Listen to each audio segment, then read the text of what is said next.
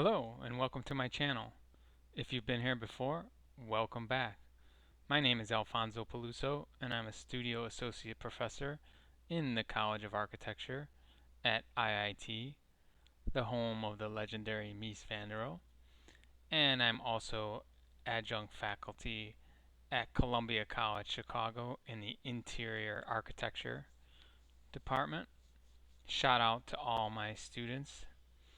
Today we're going to be looking at using Acrobat and creating a custom paper size. So basically printing to a PDF any paper size that you want. I think that this is a very basic one, but also a very important one. So what are we going to look at? Print to PDF, we're going to talk about vector output, setting up that custom paper size, printing one-to-one versus printing to fit. I see a lot of students printing to fit and therefore losing their scale. And we'll talk a little bit about portrait versus landscape. Okay, so even though I'm in Rhino, this tutorial applies to any software that you're printing to a PDF and you need a custom size, because the Adobe Acrobat print dialog box is the same in whatever software you're in. What are we looking at here? Okay, so this is a sheet. Okay, I'm considering that rectangle a sheet of paper that it's 10 inches wide. Okay, so there we have 10 inches, and it's 4 inches tall. There we have our 4 inches. Okay, so 10 by 4. I want to think of this as landscape, meaning that it's horizontal versus portrait, which would be vertical. So landscape, horizontal sheet. Okay, just a few things in Rhino for all my Rhino gurus out there. So right now, what is turned on is something called print display, not print, but print display. So what this drawing would look like if print display was off, it would just look like that. It would match the colors here under the layers. But when I turn print display on, it actually matches these print colors, which are all black, and then it matches the print width, which is either default or some value. And I'll put a link at the end of this video to working with print display. I think it's a real valuable tool to use. It's basically what you see is what you get.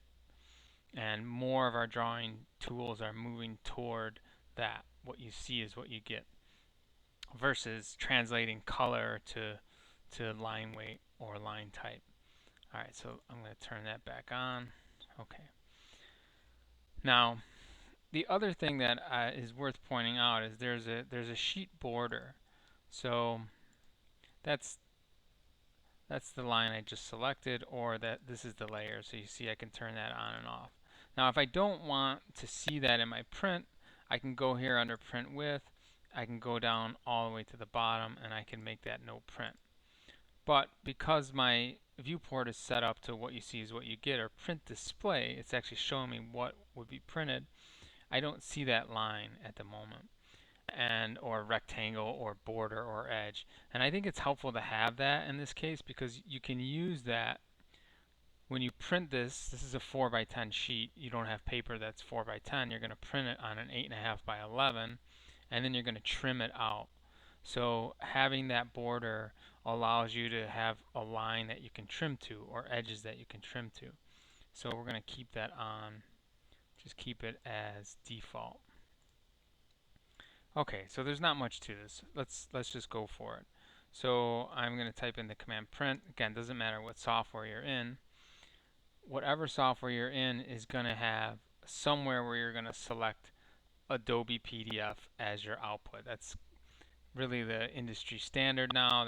That's what we use for 99.99% of our prints. We're going to Adobe PDF unless you're going directly to a printer itself.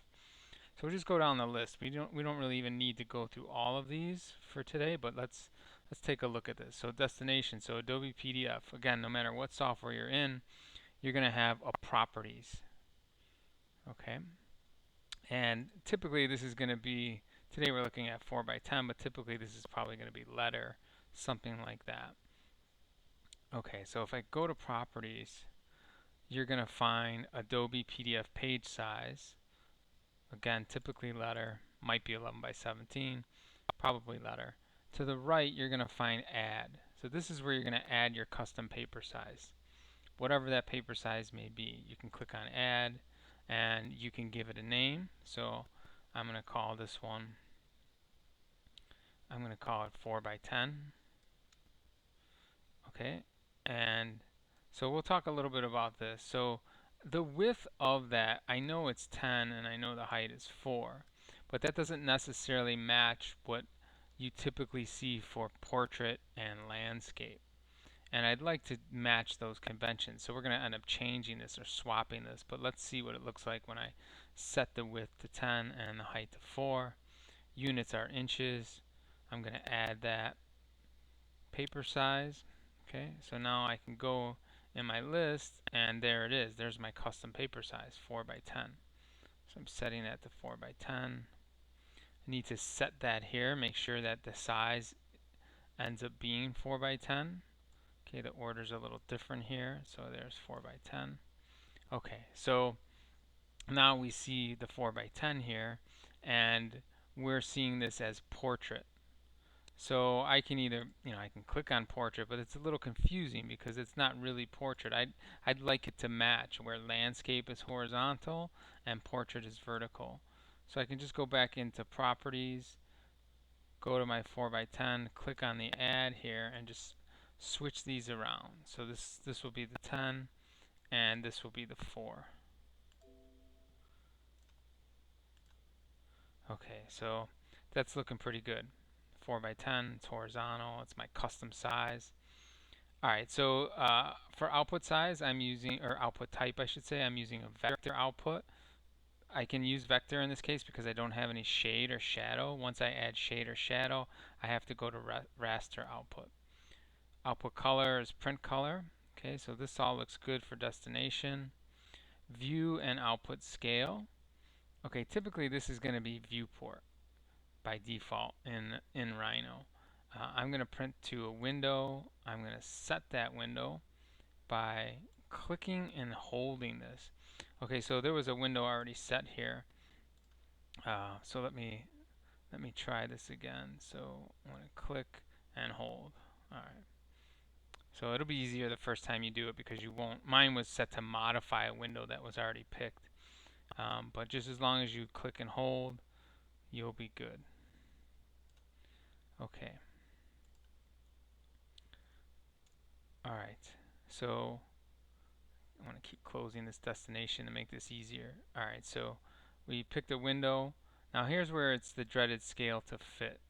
I don't want scale to fit. I want this to be 1-to-1. Not much of a difference here, but in in some of your drawings that you've printed, that's a big deal. So I want this 1-to-1 in this case. If you wanted, as long as you know, if you're printing scale to fit, as long as you know that you're doing that, that's great. So a little bit about this 4 by 10. You might be wondering, where does this 4 by 10 come from? Why? Why 4 by 10? It's just a different, unique paper size. It's landscape. It's horizontal. Thinking about when you all submit your portfolios, if everyone's submitting 11 by 17 or 8.5 by 11, and somebody slips in there a 4 by 10 or maybe a 6 by 6, a unique paper size, it stands out already in terms of a portfolio submission. So that's one reason you might want to have a custom paper size. All right, so this is 1-to-1. All right, so that's good. Margins and position, that's being centered. Line types, line width. So mine says match viewport display, which makes sense. Just be careful on what you actually have there. All right, so I think that's all we need. Now we can just want to look back under destination here. So print a file. You may have noticed that I left that off. It will automatically ask me to print this to file. So when I click on print, there we go. It wants to print to file. Okay. All right, so now we're in Adobe Acrobat. We have our 4 by 10 sheet in Adobe Acrobat, but again, you're not going to find a printer that has, excuse me, you're not going to find a printer that has the printer size 4 by 10. So how do I send this to the printer now? So if I go to File, Print, what I'm going to want to do here, same thing. I'm going to want to make sure that this is definitely not print to fit. Okay, this should be actual size. Okay, so let's talk a little bit about that. So here it was just forcing it onto the 8.5 by 11. And it's pretty close to scale, but ours is 4 by 10, so I think it's actually, it's actually made it larger. We'll see in a bit, okay, because this is going edge to edge at 11. Of course it's made it larger. It's made it 1 inch bigger, so we're going to lose part of our drawing. So it's important that we choose actual size. Okay, so also now this should be landscape, not portrait.